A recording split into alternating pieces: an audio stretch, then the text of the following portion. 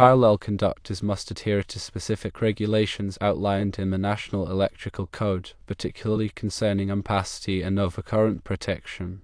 The question revolves around an existing 800 amp service in a shopping center, featuring two sets of 500 MCM cables in a trough fed from an 800 amps main breaker. These sets are joined at both ends, maintaining equal length and insulation, aligning with the standards detailed in Article 310.4 of the National Electrical Code. Multiple taps feed into various disconnects, complying with Article 240.21, which addresses taps not exceeding 10 feet in length. However, a point of contention arises regarding the connection of these taps. The local inspector insists that the tap must connect to both sets of 500 MCM cables, creating a connection with two 500 MCM runs and one number 2 tap. The inspector's rationale is that each set of 500 MCM cables is rated for only 400 amps, yet the overcurrent protection is set at 800 amps. The inspector deems the connection of the two sets of 500 MCM cables at the end of the trough to be insignificant in terms of current distribution and protection. The National Electrical Code addresses this situation in Section 240.21b2, which focuses on taps. This section stipulates that taps should not exceed 10 feet in length and must originate from the same side of the system. The inspector is correct in stating that the tap must connect to both sets of 500 MCM cables. Each set of 500 MCM is rated for 400 amps, while the system's overcurrent protection is set at 800 amps. By connecting the tap to both sets, the current is evenly distributed between the two conductors. This even distribution is crucial in preventing overheating and subsequent damage to the conductors. Section 310.4 of the National Electrical Code, pertaining to parallel conductors, provides further context. Conductors connected in parallel must meet specific criteria, including having the same ampacity. Parallel conductors must have the same conductivity, temperature rating, and insulation composition and construction. The combined ampacity of parallel conductors cannot exceed the ampacity of the conductor with the lowest rating. In the described scenario, the two sets of 500 MCM cables technically do not possess the same ampacity when considered in relation to the 800 amps main breaker. The 800 amps main breaker protects both sets of conductors, effectively limiting each set to a 400 amps rating. Connecting the tap to both sets ensures balanced current distribution and prevents overloading of either conductor. Therefore, the inspector's requirement aligns with Sections 240.21b2 and 310.4 of the National Electrical Code. The critical aspect to understand here is the principle of ampacity and how it relates to parallel conductors and overcurrent protection. Ampacity refers to the current carrying capacity of a conductor, typically expressed in amps. It represents the maximum current that a conductor can carry continuously under specific conditions without exceeding its temperature rating. The National Electrical Code provides tables and guidelines for determining the ampacity of various types and sizes of conductors, considering factors such as insulation type, ambient temperature, and the number of conductors bundled together. Overcurrent protection, on the other hand, is a safety mechanism designed to protect electrical circuits and equipment from excessive current flow, which can lead to overheating, insulation damage, or even fire. Overcurrent protection devices, such as circuit breakers and fuses, are designed to interrupt the flow of current when it exceeds a predetermined threshold. In the context of parallel conductors, it is crucial to ensure that the overcurrent protection is appropriately sized to protect the conductors from overload. The overcurrent protection device should be rated no higher than the ampacity of the smallest conductor in the parallel set. This ensures that if any conductor in the parallel set is subjected to excessive current, the overcurrent protection device will trip, preventing damage to the conductors and connected equipment.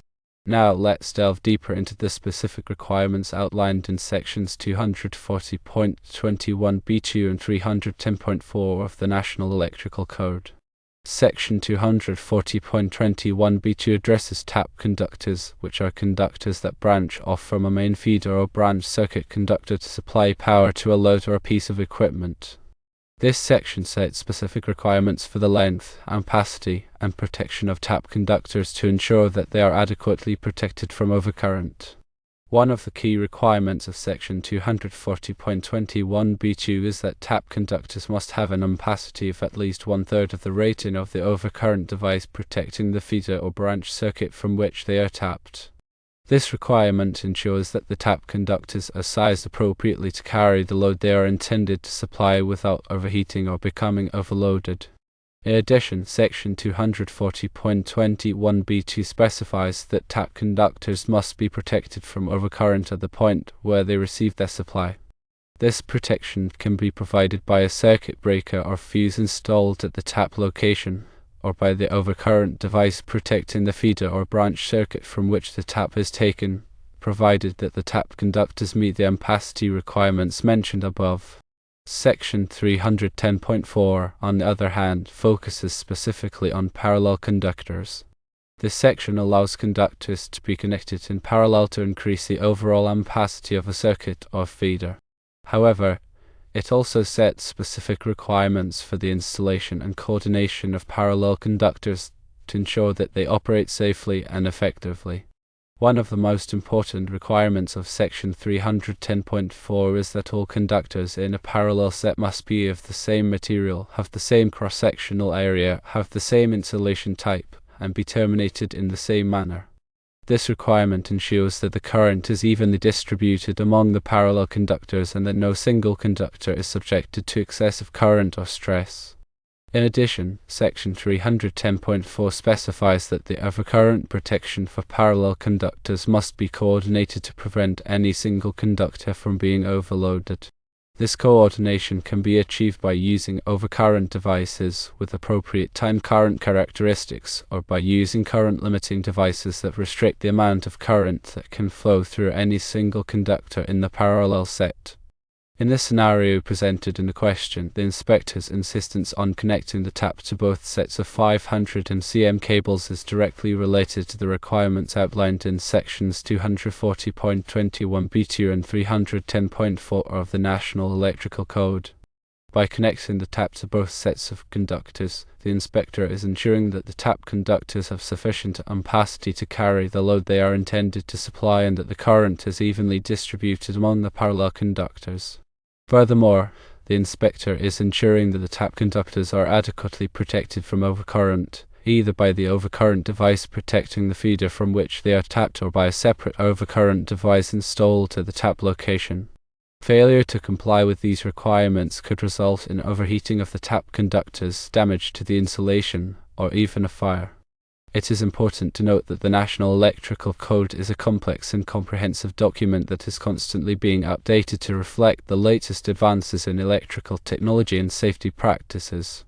Therefore, it is essential for electrical professionals to stay up to date on the latest requirements of the National Electrical Code and to consult with qualified electrical engineers or inspectors when designing or installing electrical systems. In summary, the inspector is correct in stating that the tap must be connected to both sets of 500 cm cables. This requirement is based on the principles of ampacity, overcurrent protection, and the specific requirements outlined in sections 240.21b2 and 310.4 of the National Electrical Code. By connecting the tap to both sets of conductors, the inspector is ensuring that the tap conductors have sufficient ampacity, that the current is evenly distributed, and that the conductors are adequately protected from overcurrent. This will help to prevent overheating, damage to the insulation, and potentially dangerous electrical hazards. It is also crucial to consider voltage drop in these types of installations. Voltage drop refers to the decrease in voltage that occurs along a conductor due to its impedance, which includes resistance and reactance. Excessive voltage drop can lead to a variety of problems, including reduced performance of electrical equipment, increased energy consumption, and even damage to sensitive electronic devices. The National Electrical Code provides guidelines for limiting voltage drop in branch circuits and feeders. The recommended maximum voltage drop for branch circuits is 3%, while the recommended maximum voltage drop for feeders is 5%. These limits are intended to ensure that electrical equipment receives an adequate voltage supply and operates efficiently. The voltage drop in a conductor is directly proportional to the length of the conductor and the amount of current flowing through it. Therefore, longer conductors and higher current loads will result in greater voltage drop. The voltage drop is also inversely proportional to the cross-sectional area of the conductor. Therefore, larger conductors will have lower voltage drop than smaller conductors for the same current load. In the scenario presented in the question, the length of the tap conductors is limited to 10 feet. This limitation is intended to minimize voltage drop and ensure that the equipment connected to the tap receives an adequate voltage supply. If the tap conductors were longer, the voltage drop could become excessive, leading to reduced performance or damage to the connected equipment. In addition to limiting the length of the tap conductors, it is also important to select conductors with an appropriate size to minimize voltage drop. The National Electrical Code provides tables and guidelines for determining the appropriate conductor size based on the current load and the desired voltage drop. When selecting conductors for tap conductors, it is important to consider the total current load that will be connected to the tap, as well as the length of the tap conductors. It is also important to consider any diverting factors that may apply, such as ambient temperature or the number of conductors bundled together. In addition to voltage drop, it is also important to consider the effects of harmonic currents on the electrical system. Harmonic currents are currents with frequencies that are integer multiples of the fundamental frequency of the electrical system, which is typically 60 Hz in the United States. Harmonic currents can be generated by a variety of nonlinear loads such as electronic ballasts, variable frequency drives, and computer power supplies. Harmonic currents can cause a variety of problems in electrical systems, including increased voltage distortion, overheating of conductors and transformers, and malfunctioning of sensitive electronic equipment. To mitigate the effects of harmonic currents, it is important to use harmonic filters or other mitigation techniques. Harmonic filters are devices that are designed to block or reduce the flow of harmonic currents in the electrical system. They typically consist of capacitors and inductors that are tuned to specific harmonic frequencies. Another important consideration is the grounding of the electrical system. Grounding is the intentional connection of electrical equipment and circuits to the earth. Grounding is essential for safety as it provides a low impedance path for fault currents to flow back to the source, causing overcurrent devices to trip and energize the circuit. The National Electrical Code specifies detailed requirements for grounding electrical systems, including the size and type of grounding conductors, the location of ground electrodes, and the methods of connecting grounding conductors to equipment and structures. In the scenario presented in the question, it is important to ensure that the parallel conductors are properly grounded to provide a safe and reliable electrical system. The grounding conductors should be sized according to the requirements of the National Electrical Code and should be connected to a suitable ground electrode system. Furthermore, it is important to ensure that the grounding connections are properly made and are free from corrosion or other defects. Regular inspection and maintenance of the grounding system are essential to ensure its continued effectiveness. In addition to grounding, bonding is another important safety measure that is used in electrical systems. Bonding is the intentional connection of metal parts that are not intended to carry current to create an electrically conductive path. Bonding is used to minimize the risk of electric shock by ensuring that all metal parts are at the same potential. The National Electrical Code specifies requirements for bonding electrical equipment, including the size and type of bonding conductors, the methods of connecting bonding conductors to equipment and structures, and the location of bonding jumpers. In the scenario presented in the question, it is important to ensure that all metal parts of the electrical system, including the trough, the disconnects, and the equipment connected to the taps, are properly bonded to provide a safe and reliable electrical system. The bonding conductors should be sized according to the requirements of the National Electrical Code and should be connected to a suitable bonding bus or ground electrode system. Regular inspection and maintenance of the bonding system are essential to ensure its continued effectiveness. Finally, it is important to emphasize the importance of qualified electrical professionals in the design, installation, and maintenance of electrical systems. Electrical work is inherently dangerous and should only be performed by individuals who have the necessary training, experience, and qualifications. Qualified electrical professionals are familiar with the National Electrical Code and other applicable codes and standards and have the skills and knowledge to perform electrical work safely and effectively. They can also provide valuable advice and guidance in the design and selection of electrical equipment and can help to ensure that electrical systems are installed and maintained in accordance with best practices.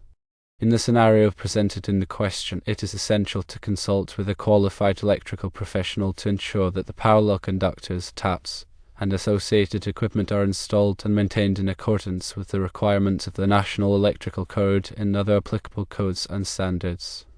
A qualified electrical professional can also help to identify and address any potential safety hazards and can provide recommendations for improving the reliability and performance of the electrical system. In conclusion, the inspector's insistence on connecting the tap to both sets of 500 MCM cables is based on sound electrical engineering principles and is supported by the requirements of the National Electrical Code. This requirement is intended to ensure that the tap conductors have sufficient ampacity, that the current is evenly distributed, and that the conductors are adequately protected from overcurrent. Compliance with this requirement, as well as other applicable codes and standards, is essential for ensuring the safety and reliability of electrical systems. Furthermore, attention to voltage drop, harmonic currents, grounding, and ponding are all important considerations in the design, installation, and maintenance of electrical systems. And most importantly, electrical work should only be performed by qualified electrical professionals who have the necessary training, experience, and qualifications. By following these guidelines, it is possible to create electrical systems that are safe, reliable, and efficient. The selection of conductors plays a critical role in the overall performance and safety of an electrical system. The choice of conductor material, size, and insulation type must be carefully considered to ensure that the conductors can carry the intended current load without overheating or experiencing excessive voltage drop. Copper and aluminum are the two most common conductor materials used in electrical systems. Copper has a higher conductivity than aluminum, which means that it can carry more current for a given size. However, aluminum is less expensive and lighter than copper, making it a popular choice for large conductors. The size of the conductor is determined by the ampacity requirements of the circuit or feeder.